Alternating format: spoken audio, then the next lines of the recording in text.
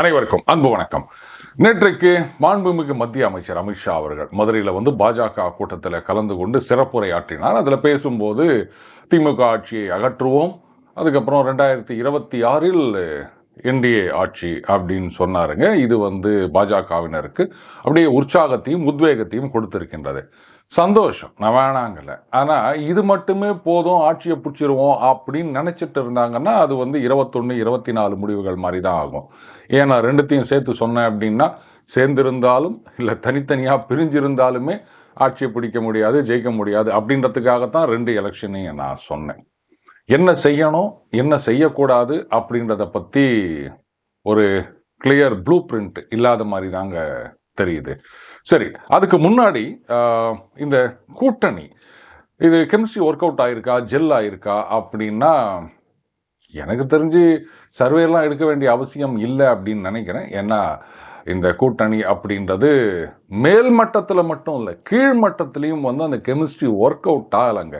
எதிர்பார்த்த அளவில் ஒரு 25% கூட ஒர்க் அவுட் ஆன மாதிரி எனக்கு தெரியல. எதுக்கு சொல்கிறேன்னா, அட்லீஸ்ட் மேல் மட்டத்திலேயாவது இவங்க ஒன்றாக காட்சி அளித்தார்கள் அப்படின்னு சொன்னால், நாலாவட்டத்தில் கீழ்மட்டத்தில் தொண்டர்கள் மட்டத்தில் அந்த கெமிஸ்ட்ரி ஒர்க் அவுட் ஆகும். ஆனால் அதுவே நடக்கலையா? நயினார் நாகேந்திரன் அவர்கள் இந்த பஹல்காம் தாக்குதலை எதிர்த்து ஒரு கூட்டம், போராட்டம் அப்படின்னு அறிவித்தார். ஆனால் அதில் அதிமுக கலந்துக்கினதா தெரியல.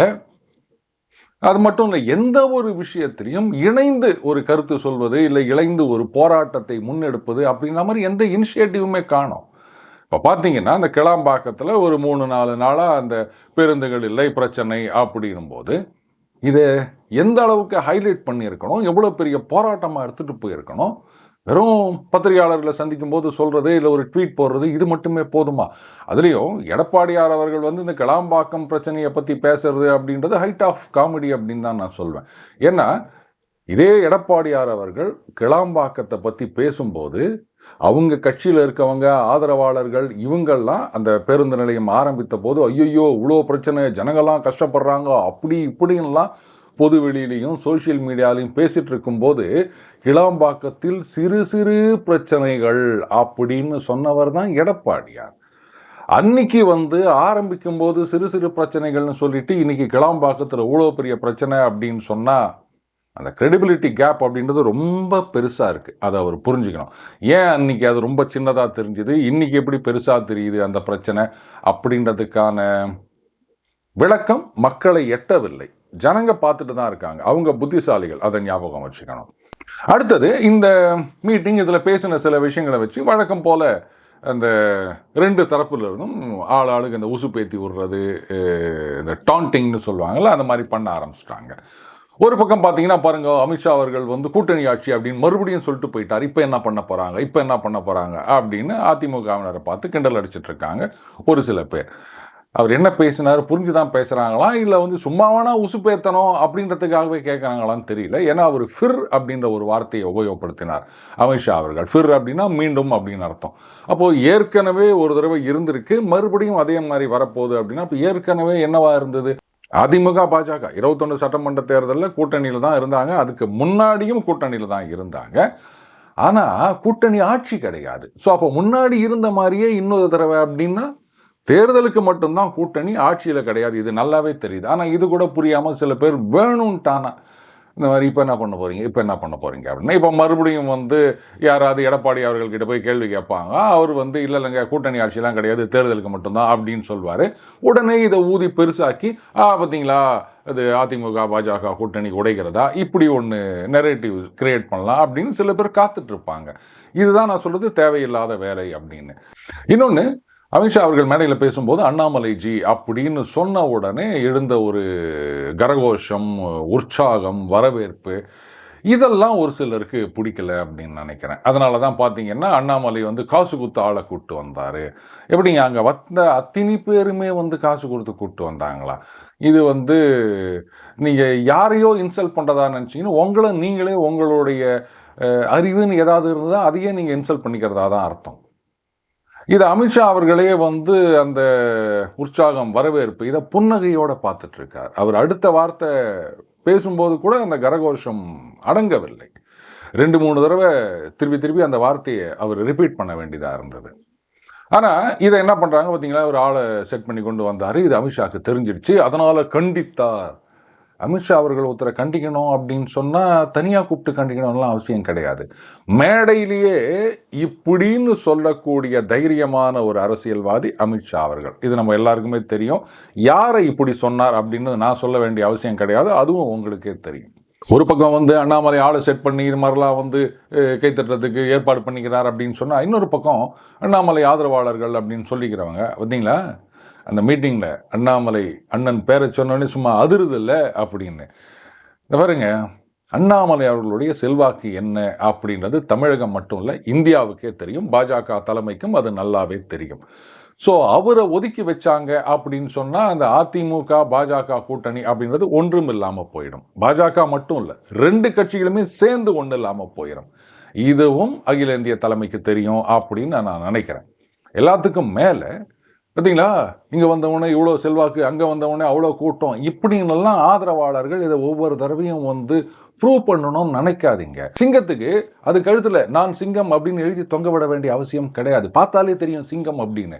அதே மாதிரி அண்ணாமலை அவர்களுடைய செல்வாக்கு என்ன அப்படின்றத இந்த மாதிரி மீட்டிங்கு, அவருக்கு கூடுகின்ற கூட்டம், இதை வச்சு தான் நீங்கள் ஒவ்வொரு தடவையும் எஸ்டாப்ளிஷ் பண்ணணுன்ற அவசியம் கிடையாது. It has already been established.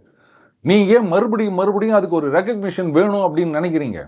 இதில் பார்த்தீங்கன்னா அமித்ஷா அவர்கள் நிர்வாகிகளிடம், கட்சி தலைவர்களிடம் என்ன மாதிரி பேசினார் அப்படின்னு ஆளாளுக்கு ஒரு நியூஸ் விட்டுனுக்கிறாங்க. அதில் ப்ரெடாமினண்ட்டாக வந்த வியூஸ் என்ன அப்படின்னு கேட்டிங்கன்னா, இந்த மாதிரி இணக்கமாக செல்ல வேண்டும் கூட்டணி, நாம் தான் ஆட்சியை பிடிக்க போகிறோம், அதற்காக இப்பொழுதிலிருந்தே வேலை செய்ய வேண்டும், கூடவே நாம் போன தடவை அதிக பர்சன்டேஜ் வாங்கிட்டோம் அப்படின்னு சொல்லிட்டு அதிக சீட்டை கேட்குறோன்னு டஃப்பான சீட்டெல்லாம் கேட்டு வாங்கிறாதீங்கோ இப்படி சொன்னார். இந்த மாதிரிலாம் கருத்து சொல்லிட்டு இருக்காங்க. ஆச்சரியம் என்னன்னா, சொல்லி வச்சா மாதிரி கட் அண்ட் பேஸ்ட் மாதிரி ஒரே கருத்தை பல பேர் அப்படியே ட்வீட் போட்டுனுக்கிறாங்க. சரி, இது கோஆர்டினேட்டடு கேம்பெயினா என்ன அதெல்லாம் எனக்கு தெரியல, இருந்துட்டு போட்டோம். சரி, இப்போ நான் ஒன்று சொல்லவா, 2026 தேர்தலில் நயினார் நாகேந்திரன் அவர்கள் தான் தமிழக பாஜக தலைவர், அதில் மாற்றம் கிடையாது. அண்டு சிஎம் கேண்டிடேட் அப்படின்றது எடப்பாடியார் தான், அதுலேயும் எந்த மாற்றமும் கிடையாது. ஆனால் அண்ணாமலை ரொம்ப தீவிரமாக பிரச்சாரம் செய்வார், அட்லீஸ்ட் ஃபார் பிஜேபி கேண்டிடேட்ஸ். அதுலேயும் இந்த 20, 25 அப்படின்னு ஆளாளுக்கு ஒரு லிமிட் செட் பண்ணுறதெல்லாம் நீங்கள் யாரும் கண்டுக்காதீங்க. குறைந்தபட்சம் 40லிருந்து 50, அதுவும் ஜெயிக்கக்கூடிய தொகுதிகள், இதுதான் இலக்கு. அண்ட் அண்ணாமலை அவர்களை இம்பேக்ட் பிளேயராக இறக்க போகிறோம். அவர் கடுமையான பிரச்சாரம், பாஜக வேட்பாளர்கள் இருக்கும் தொகுதிகளில் பிரச்சாரம் செய்வார். அந்த 40-50 சீட்டில் குறைந்தபட்சம் 30 சீட்டிலையாவது ஜெயிக்கணும், இதுதான் டார்கெட். இதுக்கு எல்லாரும் இறங்கி வேலை செய்யணும், இப்படி அமித்ஷா சொல்லிட்டு போனார். நம்ப முடியலையா? என்னங்க ஆளாளுக்கு ஒன்று சொல்லும்போது நம்புறீங்க, நான் மட்டும் சொன்னால் நம்ப மாட்டேங்கிறீங்க. அவ்வளோதான். நமக்கு பிடிச்சிருக்கா நம்புவோம், இது உங்களுக்கு பிடிச்சிருக்குல்ல, ரைட், அப்போ நம்புங்க. பிடிக்கலையா அது கப்ஸா அப்படின்னு சொல்லிட்டு போயிருங்க. ஆனால் அதுக்காக மற்றவங்க சொல்கிறதெல்லாம் உண்மையாக பொய்யான்னு என்கிட்ட கேட்காதீங்க, அது நீங்கள் அவங்க கிட்ட கேளுங்க, இல்லை நீங்களாம் முடிவு பண்ணிக்கங்க. சரி, இப்போ அந்த கெமிஸ்ட்ரி ஒர்க் அவுட் ஆகலை, ஜெல் ஆகலை அப்படின்னு நான் சொன்னேன். அதுக்கு அந்த பாஜக நடத்திய போராட்டத்தில் அதிமுக கலந்து கொள்ளவில்லை. 2 பேருமே சேர்ந்து புதிதாக எந்த போராட்டத்தையும் முன்னெடுக்கவில்லை. எல்லாத்துக்கும் மேலே இவங்க நம்ம கட்சி கூட்டணி இதுக்கு நல்லது அப்படின்னா கூட நோ அண்ணாமலைக்கு கிரெடிட் போகிற மாதிரி இருந்தால் எதுவும் செய்யக்கூடாது அப்படின்னு முடிவெடுத்த மாதிரி தெரியுது. இது ரொம்ப தப்பான அப்ரோச். அண்ணாமலை அவர்கள் அந்த சிடிஆர் டீட்டெயில்ஸ் எல்லாம் ரிலீஸ் பண்ணுறாரு, என்னென்ன மாதிரி இன்னொரு பேசியிருக்காங்கன்னு பெயரோட, இந்த காவல்துறை அதிகாரிகள் பெயரை வெளியிடலை, அவர் தகவல்களை எல்லாம், குற்றச்சாட்டுகளை எல்லாம் முன்வைத்திருக்கின்றார். இதை பெரிய அளவில் எடுத்து போயிருக்கணும் அதிமுக, ஆனால் எதுவுமே செய்யலை. அகெயின் இது நல்லாவே தெரியுது அப்பட்டமாக, இது அண்ணாமலைக்கு பேர் போயிடக்கூடாது, நமக்கு வராட்டாலும் பரவாயில்ல அப்படின்னு தான் அவங்க முடிவெடுத்திருக்காங்க போல இருக்கு. சரி, பாஜகவில் நயினார் நாகேந்திரன் அவர்கள் ஒரு ட்வீட் போட்டிருந்தார், இதோட நிறுத்திக்கிறதா? அண்ணாமலை அவர்கள் தன்னுடைய சுய விளம்பரத்துக்காக இதை மாதிரி பண்ணுறார் அப்படின்னு நினச்சிங்கன்னா, எதுவாக இருந்தாலும் கட்சி தான் முன்னெடுத்து செல்ல வேண்டும் அப்படின்னு நினச்சிங்கன்னா, அந்த தகவல்களை அவர் என்ன கேட்டால் கொடுக்க மாட்டேன்னா சொல்ல போகிறாரு. கட்சி சார்பில் நீங்கள் போயிட்டு கோர்ட்டில் ஒரு கேஸை போடுங்க, பாருங்க நாங்கள் தான் நீதிக்காக போராடுகிறோம் அப்படின்னு சொல்லுங்க. ஏன் செய்ய மாட்டேன்றாங்க பாஜகவில்? அதிமுக தான் செய்யலை அப்படின்னா பாஜகவும் செய்யாமல் இருந்தாங்க அப்படின்னு சொன்னால் எப்படிங்க? இன்னைக்கு நிறைய பேர் சொல்லிட்டு இருக்காங்க, அதாவது அந்த ஆன்டி இன்கம்பன்சி, ஆட்சிக்கு எதிராக ஒரு பெரிய எதிர்ப்பு அலை வீசுகிறது. எங்க வீசுது அலை? கொஞ்சம் கூட அலையெல்லாம் கிடையாது. இது இவங்களா வந்து கற்பனை பண்ணிக்கினது. கிரவுண்ட் லெவல்ல என்ன இருக்கு அப்படின்னு கேட்டீங்கன்னா, திமுக ரொம்ப அழகா அந்த நெரேட்டிவை செட் பண்ணியிருக்காங்க. அதாவது மற்ற மாநிலங்களை கம்பேர் பண்ணும் பொழுது தமிழகத்தில் வந்து சட்டம் ஒழுங்காகட்டும், வளர்ச்சி ஆகட்டும், கல்வி ஆகட்டும், வேலை வாய்ப்பாகட்டும் ரொம்ப ரொம்ப பிரமாதமாக இருக்கு இப்படின்ற ஒரு நெரேட்டிவ் ரொம்ப ஆழமாக அவங்க பதிய வச்சிருக்காங்க மக்கள் மனசுல. இது உண்மைதான், நான் இல்லைன்னு சொல்லலை. இந்தியாவில் இருக்க ஒரு சில மாநிலங்களை கம்பேர் பண்ணும்போது நாம வந்து ஒரு உச்சத்தில் தான் இருக்கோம். ஆனால் அதிமுக, பாஜக இவங்க என்ன பண்ணியிருக்கணும்? எல்லாம் கரெக்டுங்க.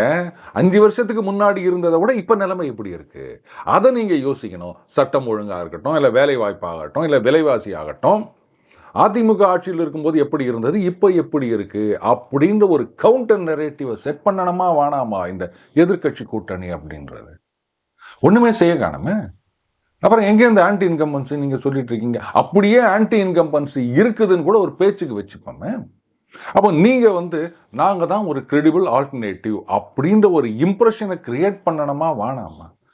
அப்படி இல்லாம ஜனங்கள்லாம் வந்து அப்படியே கொண்டாந்து ஓட்டை கொட்டுவாங்க அப்படின்னு நினைச்சுருக்கிறீங்களா? இல்லப்பா அதை விட்டா இவங்க தான்ப்பா அப்படின்னு. அந்த மாதிரி ஒரு ஆல்டர்னேட் இல்லை அப்படின்னும் போது மறுபடியும் அந்த ஓட் பர்சன்டேஜ் குறையலாம், இல்லை ஃப்ரிஞ்ச் பிளேயர்ஸ் அப்படின்னு சொல்றவங்க ஓட்டை ஸ்பிளிட் பண்ணிட்டு போகலாம். அப்போ எதிர்கட்சியாகவே தான் இருக்கும். தேர்தல் வாக்குறுதிகளை நிறைவேற்றவில்லை திமுக. அது பாருங்க, இதெல்லாம் வேலைக்காவாது. நம்ம மக்களை பொறுத்த வரைக்கும் செஞ்ச 1-2 விஷயங்கள் தான் பெருசா கண்ணுக்கு தெரியும். அதுல வந்து அந்த மகளிர் உரிமை தொகை 1000 ரூபா, இது பெரியதாக பேசப்படுகின்ற விஷயம். அதுக்கப்புறம் அந்த கட்டணம் இல்லா பயணச்சீட்டு, இதெல்லாம் தான் கண்ணு முன்னாடி தெரியும்.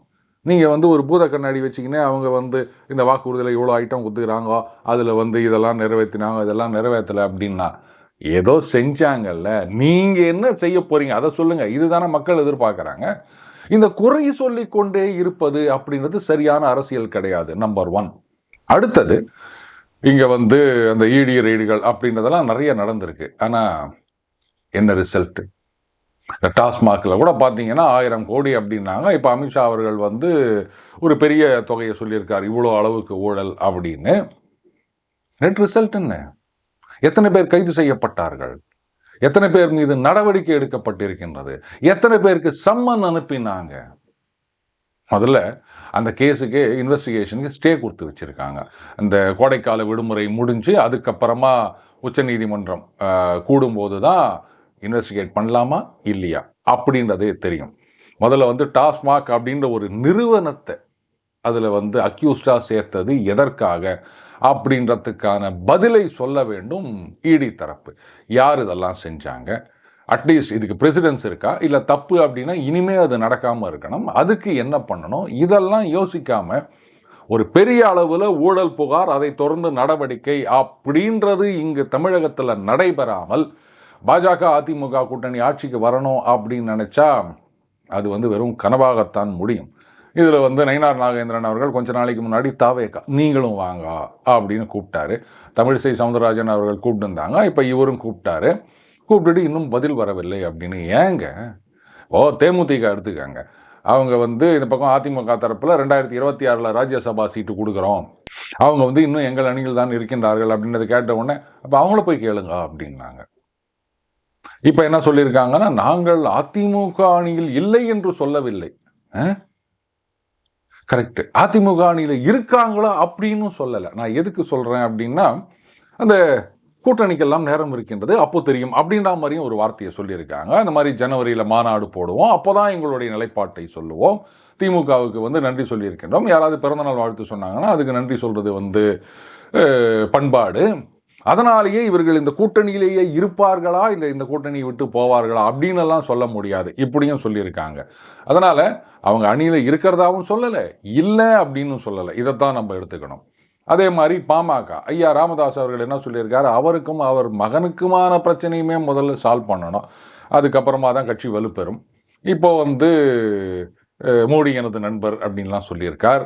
அதுக்கப்புறம் 2-3 மாசத்துல தான் எங்கள் முடிவை அறிவிப்போம் அப்படின்னு சொல்லியிருக்கார். இவங்க எல்லாமே வந்து இந்த கூட்டணியில் சேருவதற்கு இப்போ அவங்களுக்கு வேற ஆப்ஷன் கிடையாது, ஞாபகம் வச்சுக்கணும், எக்ஸப்ட் தாவேகா. தாவேகால சேர்ந்தா ஜெயிக்க முடியாது, அது நல்லாவே தெரியும் அவங்களுக்கு. என்ன நிறைய சீட்டு வாங்கி நிறைய தொகுதிகளில் போட்டி போடலாம், மேபி ஓட் பர்சன்டேஜ் கொஞ்சம் இன்க்ரீஸ் பண்ணலாம் அப்படின்ற ஒரு எண்ணம் தான் இருக்குமே தவிர எம்எல்ஏ அப்படின்றதெல்லாம் வந்து சான்ஸ் கிடையாது. அப்போது அதிமுக கூட்டணிக்கு தான் வந்தாக வேண்டும் அப்படின்ற நிலைமையிலையும் அவங்க இழுத்து பிடிக்கிறாங்க. இப்போவே போயிட்டா நமக்கு மதிப்பு இருக்காது, நம்ம வந்து அந்த டிமாண்ட் அப்படியே இருக்கணும்னு நினைக்கிறாங்க. ஆனால் பாஜகவில் அஃப்கோர்ஸ் நான் பாஜக தலைவர்கள் நிர்வாகிகளை சொல்ல மாட்டேன், அந்த ஆதரவாளர்கள் அப்படின்னு சொல்லிக்கிறவங்க இப்போவே ஏன் வந்து அப்படியே சரண்டர் ஆகிட்டா மாதிரி ஒரு இம்ப்ரெஷனை கிரியேட் பண்ணியிருக்காங்கன்னு தெரியல. இதில் வந்து நயினார் நாகேந்திரன் அவர்களும் ஒரு வார்த்தை சொல்லியிருக்காரு, எண்ணிக்கை முக்கியமல்ல எண்ணம் தான் முக்கியம் அப்படின்னு. அது கூட இப்போ சொன்னது சரியில்லை அப்படின்னு தான் நான் நினைக்கிறேன். ஏன்னா நம்பர்ஸ் கேமை பற்றி கேட்டால் அது பாருங்க, எலெக்ஷனுக்கு இன்னும் டைம் இருக்குதுங்க, கூட்டணி முடிவாகி இருக்கின்றது, அது வந்து நாங்கள் அந்த களத்தில் இறங்கி வேலை செஞ்சிட்ருக்கோம். தேர்தல் நெருங்குற சமயத்தில் மொத்தம் எத்தனை கட்சிகள் எங்கள் கூட்டணிக்கு வரப்போகிறாங்கன்னு அதை பாருங்கள், அதுக்கப்புறமா சீட் ஷேரிங் நடக்கும். இப்படி இல்லை டிப்ளமேட்டிக்காக சொல்லியிருக்கணும். இப்போவே வந்து எண்ணிக்கை முக்கியமல்ல அப்படின்னு சொல்லிட்டு போயிட்டாங்க. இன்னொரு பக்கம் உட்காந்திங்கன்னு 100 கேட்கக்கூடாது, 150 கேட்கக்கூடாது, 75 கேட்கக்கூடாது அப்படின்னு குறைச்சி 15 சீட்டுகள்லாம் ஒத்துப்பாங்க அப்படின்ற மாதிரி தான் ஒரு இம்ப்ரெஷனை கிரியேட் பண்ணியிருக்காங்க. அப்போ என்ன ஆகுது, ஒரு பக்கம் டோட்டலாக அந்த பாஜக மீது ஒரு புதிய நம்பிக்கையோட அண்ணாமலை அவர்கள் வந்ததுக்கு பிறகு உங்கள் கட்சி பக்கம் வந்தவங்களெல்லாம் அப்படியே அச்சு துரத்திடுற மாதிரி இருக்குது. போதா குறைக்கு பார்த்தீங்களா அது மாதிரி வந்து அந்த வார் ரூம் அதில் வந்து திமுக கிட்ட காசு வாங்கின்னு அவங்க வந்து அலையன்ஸ்க்கு எதிராக பேசுகிறாங்க, அவர்களெல்லாம் கடுமையான விளைவுகளை சந்திக்க வேண்டியிருக்கும். பயங்கரமான எச்சரிக்கை. அமித்ஷா அவர்களை பற்றியோ இல்லை மோடி அவர்களை பற்றியோ கேவலமாக பேசினவங்களை எல்லாம் வந்து கடுமையான விளைவுகளை சந்திக்க நேரிடும் அப்படின்னு சொல்லலை.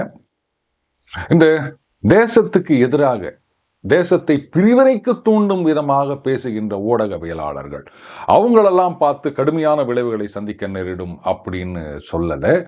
நேற்று வரைக்கும் கட்சிக்காக கடுமையாக எந்த விதமான பிரதிபலனையும் எதிர்பார்க்காமல் சொந்த வேலையெல்லாம் கூட விட்டுப்புட்டு இந்த சோசியல் மீடியாவில் களமாடி கொண்டிருந்த ஆதரவாளர்கள் அவங்கள பார்த்து கடுமையான விளைவுகளை சந்திக்க நேரிடும் அப்படின்னு சொன்னால், நேற்று வரைக்கும் அவங்களுடைய சப்போர்ட் தேவையா இருந்ததில்ல, இன்னைக்கு என்னடானா அவங்கெல்லாம் திமுகவுடைய கைக்கூலி ஆயிட்டாங்களா?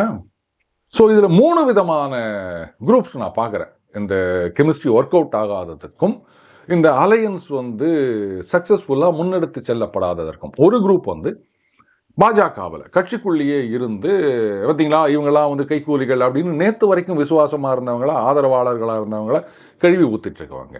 இன்னொன்று அதிமுகவில் அது ஆதரவாளர்கள்னோ இல்லை வந்து கட்சிக்காரங்கன்னோ சொன்னிக்கின்னு அண்ணாமலை மேலே இருக்க வெறுப்புனால அவரை பற்றி கண்ணாபின்னான்னு பேசிக்கின்னு ஸோ பாஜகவின் சப்போர்ட் பேஸ் அதை அப்படியே ஒதுக்கி வைக்கிறவங்க.